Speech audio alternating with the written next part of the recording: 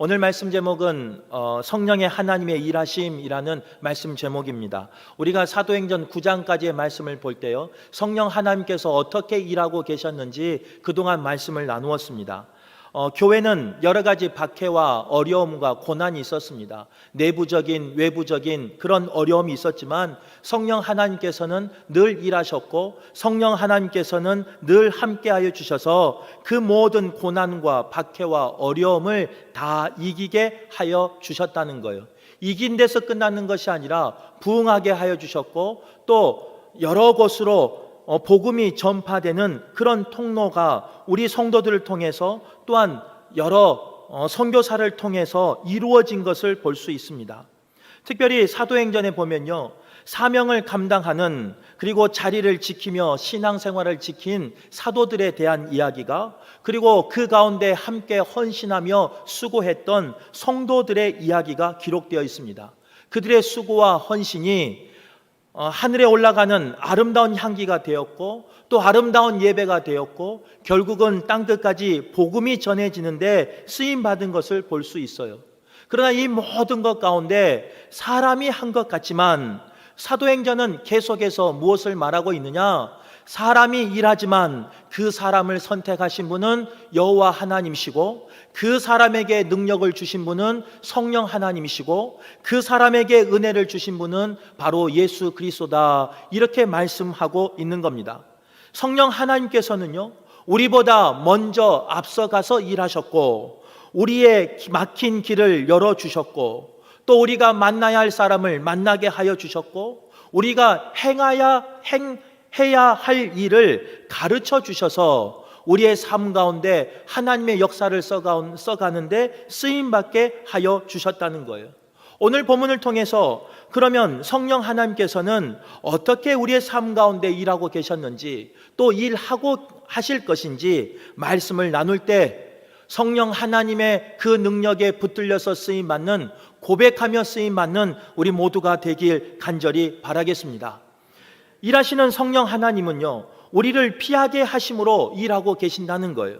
예전에도 일하고 계시지만 지금도 일하고 계신다는 거예요. 갈라디아 말씀에 보면요, 사울은 오늘 본문에 이제 다메섹에서 복음을 전하는데 다메섹에서 예수 그리스도를 만났습니다. 그리고 그 다메섹을 떠나서 어디로 가냐?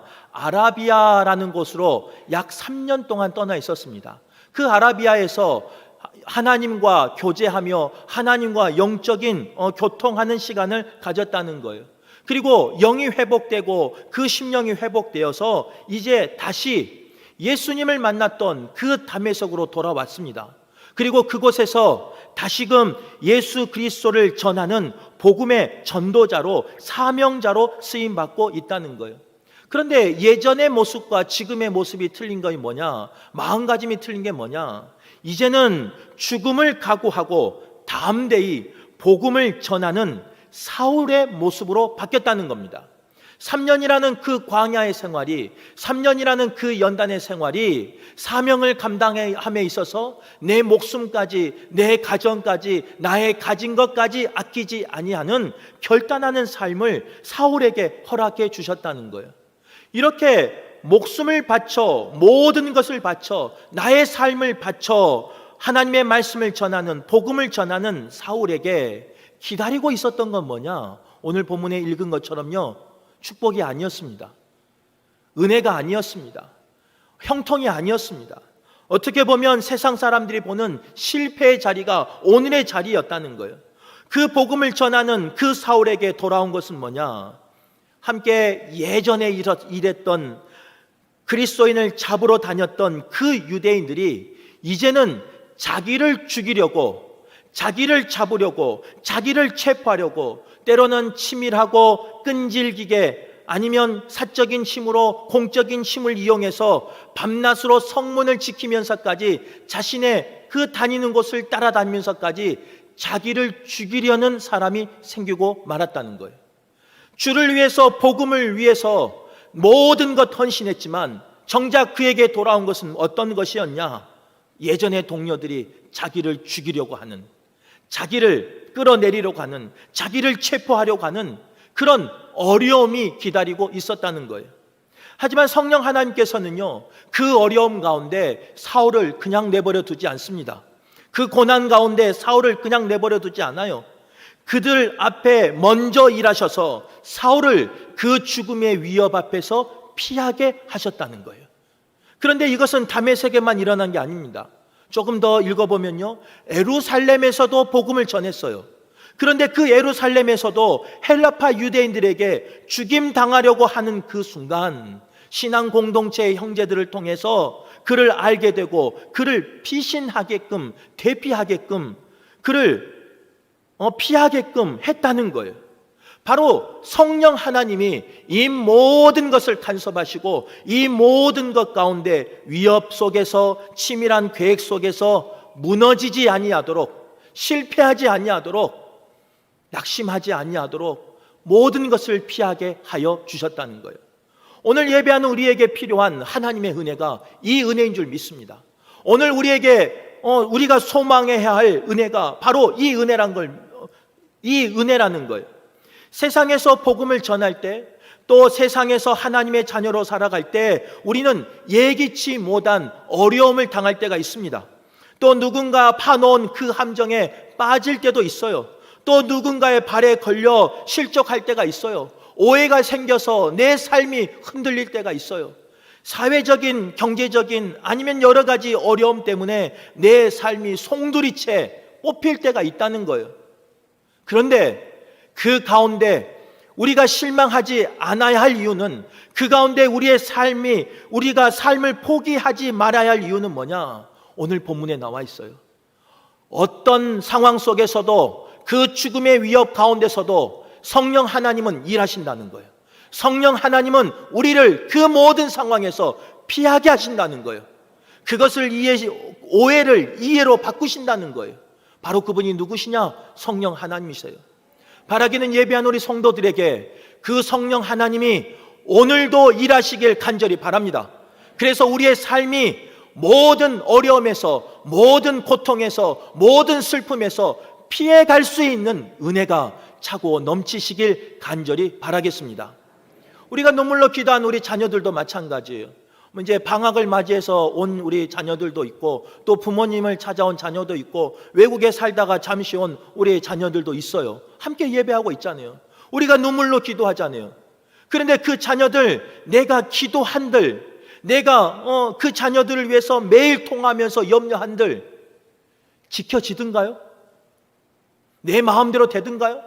정말 사고도 일어나지 아니하고 어떤 실족함도 없이 어떤 함정에도 빠지지 아니하고 어려움을 당하지 않고 살던가요?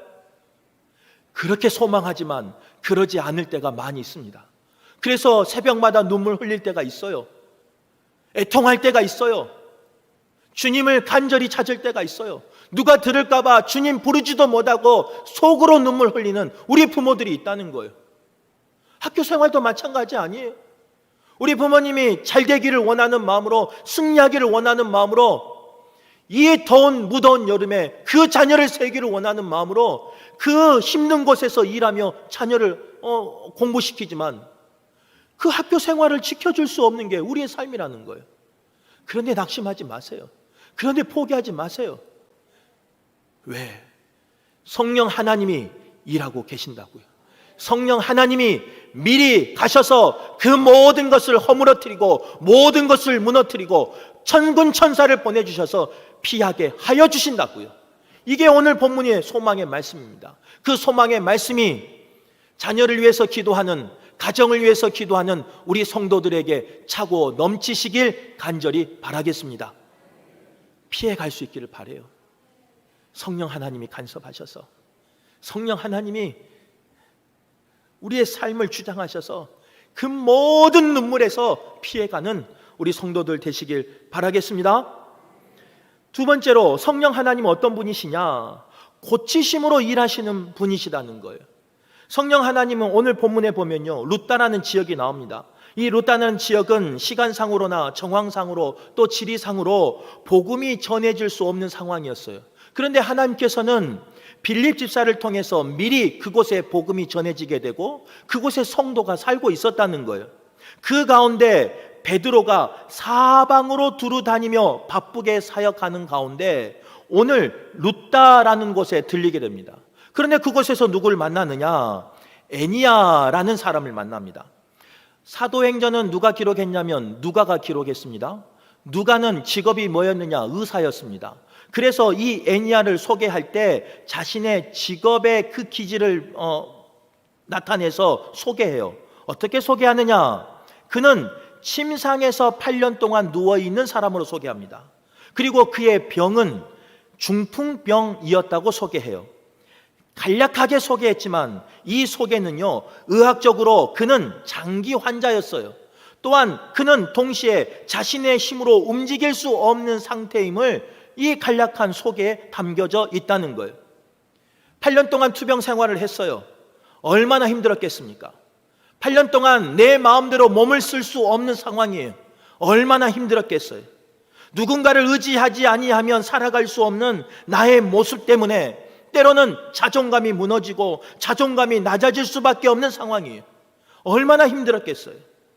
또한 그 긴 병 생활 동안, 투병 생활 동안 외면당할까봐, 버림받을까봐 늘 불안한 삶을 산 사람이 바로 오늘 8년 된 병자라는 거예요.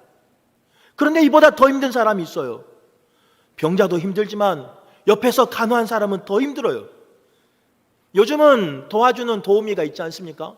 그래서 하루에 몇 시간이라도 조금 숨 쉴 시간이 있어요. 하지만 이 당신은요, 그런 보호하는 사람도 도우미도 없는 시간이에요.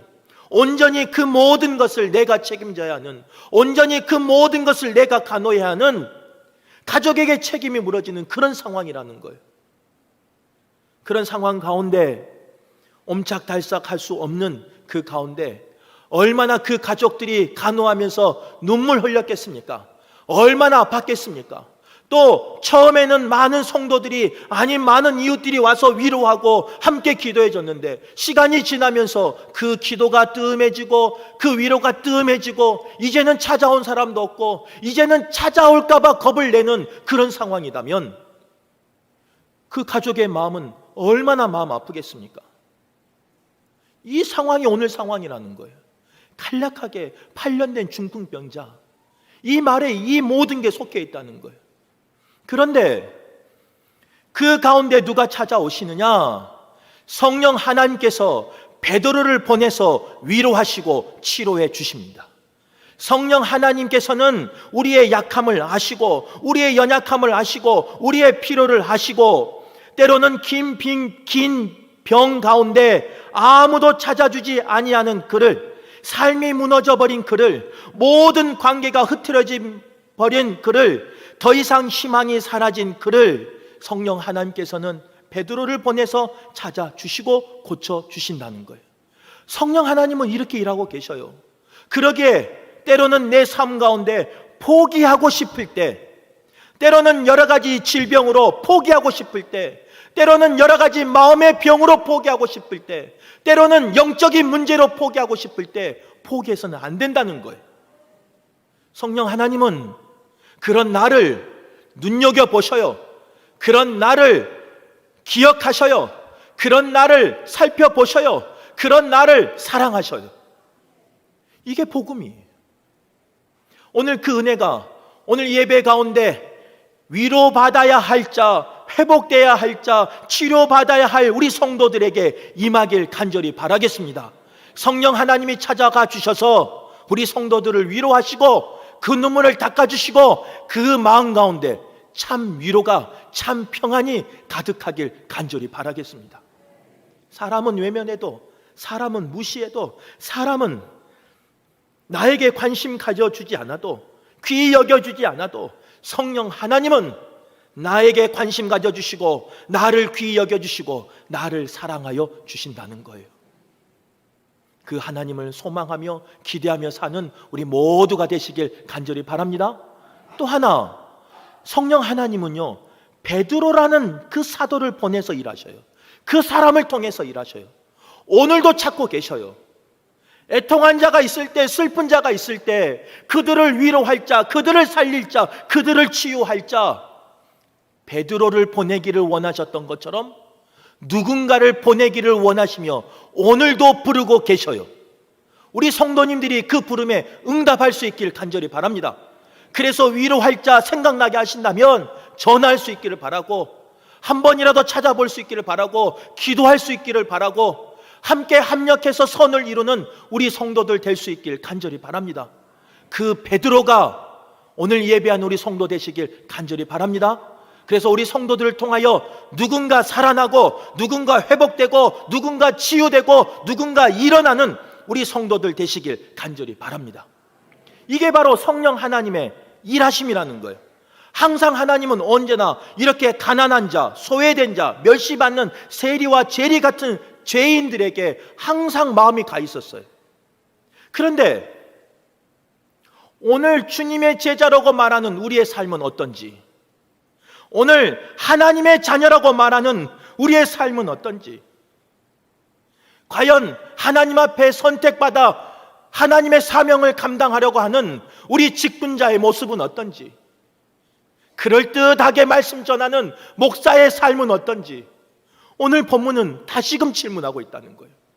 주님은 그를 사랑하기 위해서, 주님은 그를 살리기 위해서 십자가에도 달려 죽으셨는데, 그래서 베드로와 같은 사람을 찾고 있으시는데, 그 말에, 그 부름에 응답하지 아니하고 그 부름에 외면하고 있는 우리의 모습을 오늘 말씀은 기억하라, 이렇게 말하고 있다는 거예요. 어떠세요? 우리 성도님들은 그 소망이 되기를 원하십니까? 그리고 그 소망의 부름 가운데 쓰임 받기를 원하십니까? 정작 그런데 그렇지 않을 때가 더 많아요.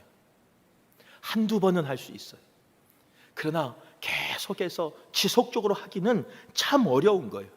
그래서 나의 힘으로 하는 것이 아니라 성령 하나님의 도움을 받고 성령 하나님을 의지하여 사명을 감당해야 된다는 거예요. 오늘 여기 계신 모든 분들이 그런 분 되시길 간절히 바랍니다. 성령 하나님은요, 세상에서 멸시당하고 천대당하고 외면당하고 실패한 사람을 사랑하고 계셔요. 그런데 우리는 부끄럽지만 그러지 못하고 있다는 거예요. 솔직히 한번 이야기해 보자고요. 남의 이야기할 때 그가 잘 되기를 원하는 마음으로 우리가 이야기를 합니까? 남의 이야기를 내가 기쁨으로 그냥 입에 그냥 정말 감사함으로 이야기할 때, 나눌 때 정말 그가 잘 되기를 원하는 마음으로, 그가 회복되기를 원하는 마음으로, 그가 그 고통 가운데 벗어나기를 원하는 마음으로 우리가 이야기를 합니까? 아닐 때가 있잖아요. 아닌 것처럼 살아가지만 진짜로 아닐 때가 있잖아요. 그게 우리의 모습 아니에요? 그게 우리의 연약함 아니에요? 그 모습을 오늘 성령님은 나의 모습이라고 말하는 거예요. 이제는 그 모습에서 바뀌어서 이제는 위로자로, 살리는 자로, 치유자로, 회복하는 자로 부르시고 계신다는 거예요. 그 부름에 응답하는 우리 모두가 될 수 있길 간절히 바랍니다. 사람을 끌어내리는데, 사람을 참소하는데, 사람을 죽이는데 쓰임받는 우리가 아니라 사람을 살리고, 사람을 위로하고, 사람을 회복하고, 사람이 위로받는 곳에 쓰임받는 우리 모두가 되시길 간절히 바라겠습니다. 말씀을 전하는 목사도 마찬가지예요. 말만 뻔지르하게 하는 것이 아니라 말씀 전한 대로 사는 목사가 되길 바라고, 바라긴 우리 금호교회가 말씀 듣는 대로 꼭 살아내는, 그래서 삶으로 예배하는, 그래서 하나님께 삶으로 영광 돌리는 우리 모두가 되시길 간절히 바라겠습니다.